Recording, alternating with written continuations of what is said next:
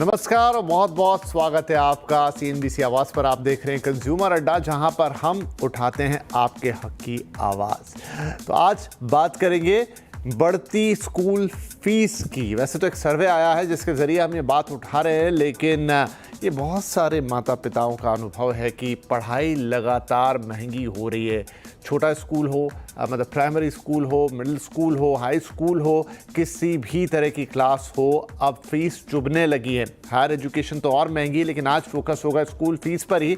और ये बात हम इसलिए कह रहे हैं कि एक ताज़ा सर्वे है लोकल सर्कल्स का, जो एक पिक्चर बता रहा है कि कितनी बड़ी है स्कूल फीस और क्यों माता पिता के लिए एक बड़ा इकोनॉमिक बर्डन, एक वर्ड गलत हो जाएगा यहाँ पे कहना, क्योंकि बच्चों को पढ़ाना किसी तरह का बर्डन नहीं, लेकिन अगर वो फीस एक हद से ज़्यादा बढ़े तो फिर क्या जेब पर बोझ ना डालेगी, बर्डन तो कहलाएगी। आपको बताता हूँ क्या डिटेल्स हैं। तो लोकल सर्कल्स का एक सर्वे है जो ऑनलाइन करते हैं और उसमें लोगों की राय मांगते हैं। तो देखिए, पेरेंट्स का सर्वे किया गया और ये है पिछले 3 साल का हिसाब किताब। 3 साल में स्कूल की फीस कितनी बढ़ी? 80% बढ़ गई ऐसा कहने वाले हैं, लेकिन सिर्फ 8%। कुछ बहुत महंगे स्कूल हो सकते हैं। 50 से 80% बढ़ी, 36%। अभी ये नंबर बड़ा है। 36% लोग अगर ये कह रहे हैं कि 50 से 80% का इजाफा है तो सोचने वाली बात है। 30 से 50% तक बढ़ी, ये 8% कह रहे हैं, और 30% तो बढ़ ही गई। आधे से ज़्यादा लोग, आधे के आसपास लोग, 48% ये कह रहे हैं कि 30% तो फीस बड़ी ही बड़ी है। तो देखिए, अगर एक क्यूमुलेटिव निकाले इसका एवरेज, तो करीब 30 से 50% फीस बढ़ गई। ऐसा कहने वाले 50% से ज़्यादा लोग आपको मिल जाएंगे। तो ये पेरेंट्स का कहना है। आगे थोड़ा देखते हैं कि क्या कहता है सर्वे। राज्य सरकार ने फीस पर क्या किसी तरह का कंट्रोल किया है? तो 7% लोग कह रहे हैं कि हाँ भाई, प्रभावी कंट्रोल किया है। 46% का मानना है, यानी ज़्यादातर लोगों का मानना है कि सिर्फ कहा है, किया कुछ नहीं है। सरकारें अक्सर बात कहती है, कई बार जजमेंट्स भी आते हैं, किसी तरीके के सरकारों के कुछ गाइडलाइंस भी होते हैं, लेकिन उन गाइडलाइंस को स्कूल फॉलो कितना करते हैं, ध्यान भी नहीं दिया। तो देखिए, ये तो गुस्से वाली बात हो गई। पेरेंट्स का कहना है कि ध्यान ही नहीं दिया, कुछ किया ही नहीं, सिर्फ कहा, किया नहीं और ध्यान नहीं दिया। 47%, मतलब शायद पेरेंट्स को लग रहा है कि स्कूल इस चीज़ को बिल्कुल अनसुना कर देते हैं, ध्यान ही नहीं देते हैं। काइंड ऑफ एरोगेंसी वाली बात है यहाँ पर। तो ये एक मोटा मोटा सर्वे है जो हमने आपको बताया, लेकिन शायद बहुत सारे पेरेंट्स जो इस वक्त इस शो को सुन रहे होंगे इससे एसोसिएट कर पाएंगे कि हाँ, वाकई बच्चों को पढ़ाना इन दिनों बहुत महंगा हो चला। और दूसरी बात, क्या जितनी फीस दी जा रही है उसके एवज में उस तरह की पढ़ाई स्कूलों से मिल भी रही है? स्कूल का मतलब एक सजा धजा, साज सुविधा, सज्जा युक्त AC कमरों वाला, कई स्कूलों में तो बढ़िया पूल्स भी होने लगे आजकल, और बहुत सारी सुविधा युक्त जगह है। अगर बावजूद उसके आपको बच्चे को ट्यूशन पढ़ाने भेजना पड़े, बच्चे के लिए ऑलमोस्ट उतना ही समय जाए और ऑलमोस्ट उतना ही या उससे ज़्यादा पैसे जाएं, तो फिर स्कूल का क्या फ़ायदा? तो चलिए, यही कुछ सवाल होंगे, कुछ मुद्दे होंगे जो आज हम उठाएंगे। हमारे साथ कार्यक्रम में जुड़ रहे हैं सेठ एमआर जयपुरिया स्कूल की प्रिंसिपल पूनम गौतम जी, NIOS के पूर्व chairman professor CV Sharma ji, और दिल्ली पेरेंट एसोसिएशन के प्रेसिडेंट अपराजिता गौतम जी। आप सभी का बहुत बहुत स्वागत है। चूंकि मामला फीस से जुड़ा हुआ है, पेरेंट्स से जुड़ा हुआ है, तो पहले मैं मौका दूंगा अपराजिता को। अपराजिता, एक सर्वे हमने आपको दिखाया या दर्शकों को दिखाया, क्या बीइंग अ पेरेंट, या आप जिन भी लोगों के संपर्क में हैं, क्योंकि आप पेरेंट्स को रिप्रेजेंट कर रही हैं, आप इस समय, इस वक्त में, जो कि ऑलरेडी हम जानते हैं एजुकेशन महंगी है, लेकिन लगातार फीस का बढ़ना पेरेंट्स को तकलीफ दे रहा है, चुभ रहा है उनके जेब को? सबसे पहले तो मैं आपका धन्यवाद देना चाहूंगी विपिन जी, आप इतने सेंसिटिव टॉपिक को आप लेकर आए हैं। जो आपने बोला पेरेंट्स को चुभ रहा है, डेफिनेटली चुभ रहा है, और ये सर्वे भी साफ साफ बता रहा है। और महत्वपूर्ण बात यह है कि पेरेंट्स को आज इसलिए सबसे ज्यादा चुभ रहा है, आप मीडिया रिपोर्ट्स के जरिए भी देख सकते हैं कि वहां पे बच्चों को प्रताड़ित किया जा रहा है। स्कूल कहता है कि बेशक मुझे परमिशन मिली है या नहीं मिली है, तुम्हें मुझे ये बढ़ी हुई फीस देनी होगी, जिसको हम गैर कानूनी फीस का नाम देते हैं। अब आप ये देख लीजिए स्कूलों में किया क्या जा रहा है। यदि आप गैर कानूनी फीस नहीं दे रहे हो तो आपके बच्चों को हॉस्टाइल बनाया जा रहा है, या तो लाइब्रेरी में या किसी रूम में। बच्चों को पूरी क्लास के सामने, जिनके पेरेंट्स ने बढ़ी हुई फीस नहीं दी, जिसके अगेंस्ट वो काम कर रहे हैं, मतलब गैर कानूनी फीस नहीं देने पर उनके बच्चों को भरी क्लास में उठाकर बेइज्जत करते हुए वो लोग लाइब्रेरी में जाके बैठा रहे हैं। और समस्या इस बात की है, बाल आयोग सोया हुआ है। पेरेंट्स के तो राइट्स है ही नहीं, हम अपने राइट्स की तो बात ही नहीं कर रहे। मैं आज आपके चैनल के माध्यम से मैं उन बच्चों के राइट्स की बात कर रही हूँ। हमारे बाल आयोग बने हुए हैं नेशनल लेवल पे, स्टेट लेवल पे, वो बाल आयोग कहाँ हैं? क्या उनको ये दिख नहीं रहा कि बच्चों को क्लासरूम में, लाइब्रेरी में बैठाकर बंद कर दिया जा रहा है? उनको अपने फ्रेंड्स के साथ बातचीत नहीं करने दी जा रही है, पानी पीने में दिक्कत आ रही है, वॉशरूम, नेचर्स कॉल में भी उनको प्रॉब्लम आ रही है। तो यहाँ बच्चों के राइट्स का वॉल्यूशन हो रहा है, कोई नहीं देख रहा, सब शांत है, सब चुप है, इस पे कोई कार्रवाई नहीं हो रही है। ठीक है। पूनम जी हैं जो कि स्कूल की प्रिंसिपल हैं, उनसे सवाल पूछूंगा। पूनम जी, देखिए एजुकेशन महंगी हुई है, पढ़ाई महंगी हुई है, उसमें तो कोई शक की बात नहीं। आप अपने कारण भी उसमें गिनाएंगी कि क्या क्या रीजंस है, लेकिन लगातार फीस का बढ़ना, हालांकि जो अपराजिता बोल रही है वो तो एक अलग ही मुद्दा है, उस पर भी हम बातचीत करेंगे कि आप बढ़ी हुई फीस अगर कोई नहीं दे रहा है तो बच्चे के साथ ट्रीटमेंट गलत कैसे हो सकता है। लेकिन फीस का अपने आप में ही लगातार बढ़ते जाना, क्या उसके पीछे आपका रैशनल है? कि सबसे पहले तो मैं बताऊं कि कोई भी स्कूल अपने मनमाफिक फीस नहीं बढ़ा सकता है।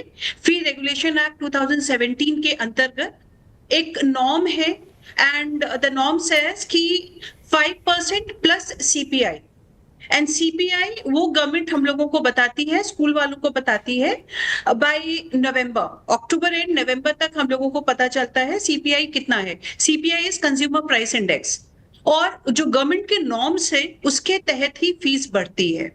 ये पहला मुद्दा है। दूसरा मुद्दा है कि कभी भी कोई भी स्कूल किसी भी बच्चे को फीस को लेकर के कभी प्रताड़ित नहीं करता है।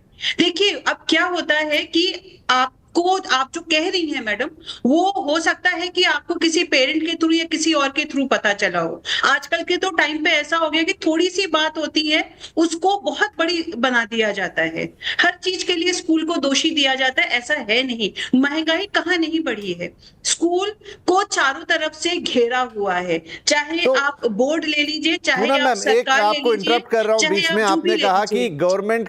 गवर्नमेंट के रूल्स एंड रेगुलेशन के मुताबिक फीस हम लोग बढ़ती है, पूरी लेकिन हम तरह तो से देखते हैं गवर्नमेंट के कि उसमें बंधे हुए हैं सर। हाँ, एक चीज मैं आपसे पूछना चाह रहा हूँ कि एक ही शहर में, इवन एक ही एरिया में 3-4 अलग अलग स्कूल होते हैं और वो सब अलग अलग फीस ले रहे होते हैं।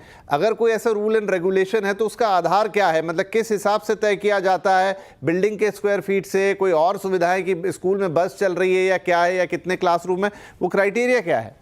देखिए क्राइटेरिया के जो फैसिलिटीज बच्चे को प्रोवाइड की जाती है, लेट्स से कि ए स्कूल में जो रूम्स हैं, जो क्लासरूम्स हैं, वहां पर कोई एसी नहीं है, नॉर्मल क्लासरूम्स हैं, उनके यहाँ पर इंटरैक्टिव बोर्ड्स हैं, प्रोजेक्टर्स हैं, या पैनल्स हैं, या किस तरह का वो क्या इंफ्रास्ट्रक्चर है वो होता है। वो एक ए स्कूल में ये सारी चीजें नहीं है, नॉर्मल ग्रीन बोर्ड लगा हुआ है, बच्चा वहां जा रहा है, पढ़ाई करके आ रहा है।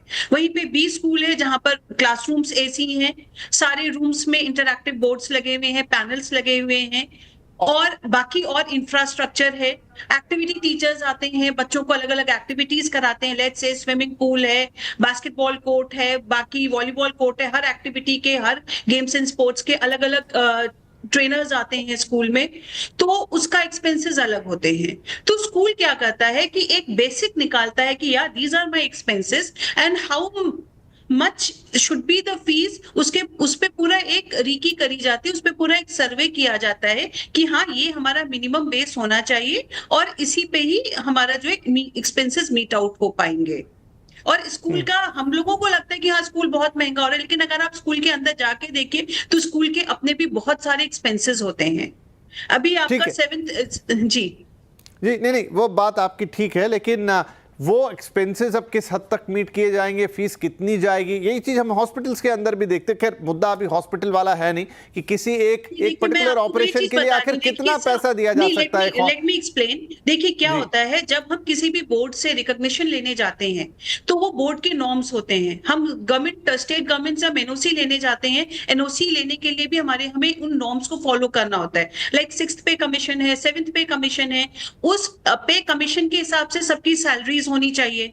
फिर अब अगर पेरेंट को लगता है कि हमारा बच्चा एसी में पढ़ना चाहिए, हमारे बच्चे के पास में ये सारी फैसिलिटीज होनी चाहिए, तो पेरेंट अपनी हिसाब से उस स्कूल में जाकर के वो ठीक है, गॉट योर एडमिशन पॉइंट। कराता है। मैं अब शर्मा जी के पास जाऊंगा। सर, मैम ने अपनी दलील रखी, अपराजिता ने अपनी बात की, लेकिन क्या है इसका सही? क्योंकि देखिए, इस सर्वे में भी बहुत सारे लोगों ने ये कहा है कि स्टेट गवर्नमेंट का अपना एक गाइडलाइन होता है, लेकिन उसे कोई फॉलो नहीं करता, और वो गाइडलाइंस भी कहीं ऐसी हैं जिसके बीच में शायद आपको बिटवीन द लाइन्स या लूप होल्स या ऐसी, मतलब बहुत कोई कठोर गाइडलाइंस है नहीं जिसको आप ऐसा कहें कि बिल्कुल उसके अनुसार ही सारे स्कूल चल रहे हों।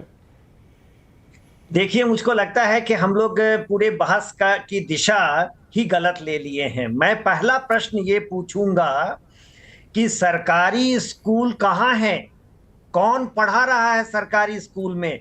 और अपराजिता जी जो बात कर रही है, क्या सरकारी स्कूल देखा है? उन बच्चों के अधिकार की कहाँ बात हो रही है?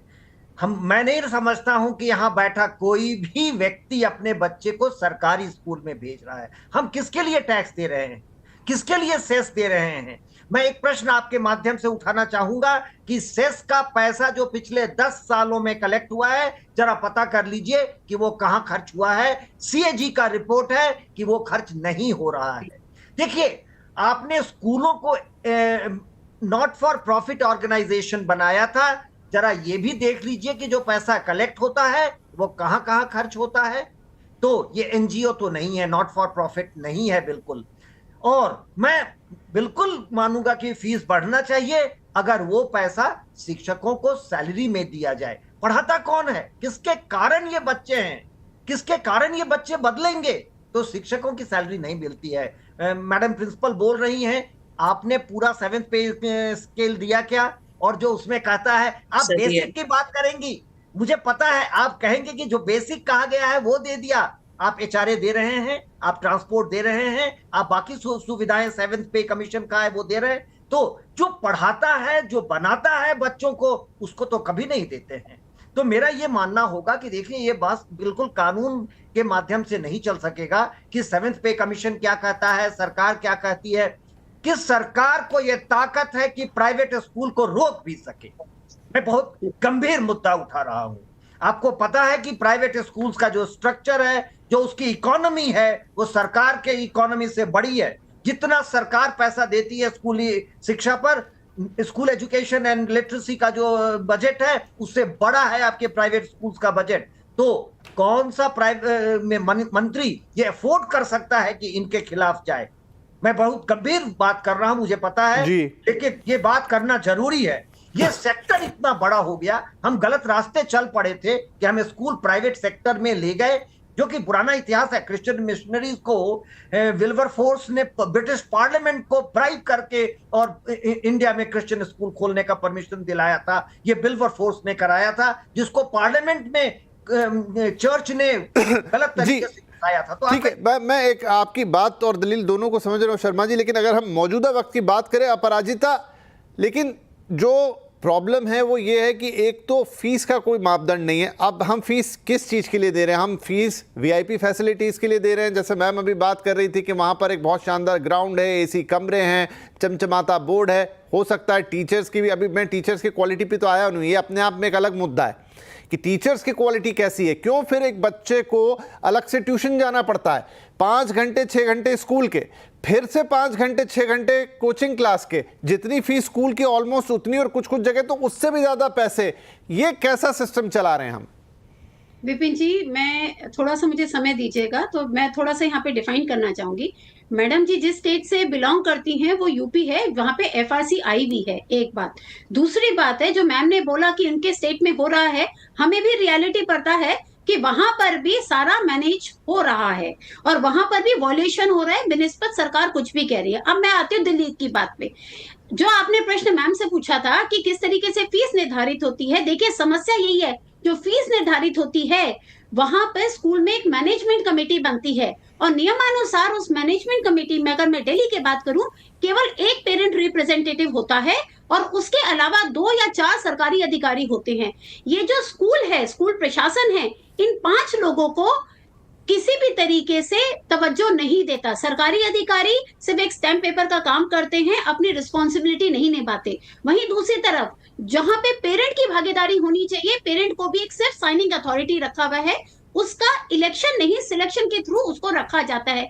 ये मेजर समस्या है फी निर्धारण में, क्योंकि सुप्रीम कोर्ट की जजमेंट ने ये बोला है कि जब तक स्कूल कॉमर्शियलाइजेशन या प्रॉफिटेरिंग नहीं करेगा, स्कूल अपनी फैसिलिटीज के हिसाब से पैसा ले सकता है। बट इसका मतलब ये नहीं है कि मैं एसी लगा रहा हूं तो मैं पैसा ले लूंगा। मैं यहाँ पर आपको मेंशन कर देती हूँ, सेंट मार्क्स के एक केस में दिल्ली हाई कोर्ट ने बोला है कि एसी लगाने के लिए स्कूल पेरेंट्स से पैसा नहीं ले सकता।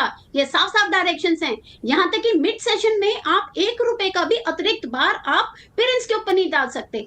अब समस्या कहाँ आती है, मैं सीधा इस मुद्दे पर आती हूँ। समस्या ये आती है, जैसे आपने अपने डेटा में भी दिखाया, सरकार या विभाग दबाव में आकर ऑर्डर तो पास कर देते हैं, फिर घूम फिर के सारी आ जाती है बात इम्प्लीमेंटेशन की। इम्प्लीमेंटेशन नहीं हो रहा। समस्या आज भी यही है। अगर मैं दिल्ली की बात करूं, इम्प्लीमेंटेशन नहीं हो रहा। और यहां पर इम्प्लीमेंटेशन करवाने के लिए जब हम अपनी शिकायतें लेके जाते हैं शिक्षा विभाग पर, जैसे दिल्ली में प्राइवेट स्कूल ब्रांच बनी हुई है, अब वो ब्रांच वही है जो अंडर दी टेबल, बोलूंगी मैं आपके चैनल के माध्यम से बहुत बड़ा ब्लेम लगा रही हूँ। यस, प्राइवेट स्कूल ब्रांच है जो बैठी हुई है, जो दबाव में आके ऑर्डर तो देती है और साथ में सेटिंग करती है, स्कूलों को कहती है कि आप शांत रहो, हम आप पे एक्शन नहीं लेंगे। एक तरह से आपने पेरेंट्स को भुलेखे में रख दिया और दूसरी तरफ से आपने स्कूलों को सपोर्ट कर दिया। पेरेंट साल भर बाद घूम फिर के वहीं आ जाता है। और आपके आंकड़ों के लिए एक चीज और बता देती हूँ, अगर मैं दिल्ली के डेटा को आपको स्टडी करके बताऊं जी, पिक्चर में 3 स्टोरी चल रही हैं। मैं आपको बीच वाले पार्ट की स्टोरी बताती हूँ। पिछले 10 सालों में दिल्ली में 100% फी हाइक हुई है। हमारे पास स्कूल वाइज डेटा भी 100% हाइक हुई है। आज की डेट में जो थर्ड पार्ट ऑफ स्टोरी अब से नहीं शुरू हो गई है, अब आगे हाइक होगी। First part of story, Anil Dev committee, justice Anil Dev committee ने दिल्ली के स्कूलों का ऑडिट किया था और ये पाया कि स्कूल गलत तरीके से पैसा कर रहे हैं, अपनी फाइनेंशियल स्टेटमेंट्स में मैनिपुलेशंस कर रहे हैं, और जस्टिस अनिल देव कमेटी ने वो पैसा 9% ब्याज के साथ वापस करने को कहा था। आज भी उसका 1000 करोड़ रुपया दिल्ली हाई कोर्ट में जमा है। तो मैंने 3 पार्ट्स की स्टोरी आपको बताने की कोशिश की और अंत में ये समझाने की कोशिश की आपके चैनल के माध्यम से, जिसका नाम है कंज्यूमर अड्डा। तो एज ए कंज्यूमर मुझे मिल क्या रहा है? मैम नहीं, ठीक है, आपके सारे पॉइंट वैलिड, और इसीलिए अपराजिता जी आज ये हम कार्यक्रम भी कर रहे हैं। आपने तो उसमें और बढ़ के सारी चीज़ें सामने रखी हैं और ये बड़े गंभीर मुद्दे हैं। चाहे शर्मा जी ने जिस तरह की बात रखी, आपने रखी, पूनम जी ने अपनी बातें ज़रूर कही हैं यहाँ पर, लेकिन एक छोटा ब्रेक मुझे अब लेना पड़ेगा। लेकिन ब्रेक से आकर यही बात कि स्कूलों में, मतलब देखिए, हम समझते हैं कि स्कूल भी अपने आप में एक बिजनेस है, इसीलिए ये रूप आ गया है, लेकिन उस बिजनेस की भी एक लाइन आएगी। उस बिजनेस में भी एक तो किसी जगह लकीर खींची जाएगी, या वो सिर्फ चूंकि एक माता पिता को अपने बच्चे को पढ़ाना है, वो इसका एक इमोशनल फैक्टर भी है, एक नेसेसिटी भी है, तो क्या उसका किसी भी हद तक दोहन किया जा सकता है?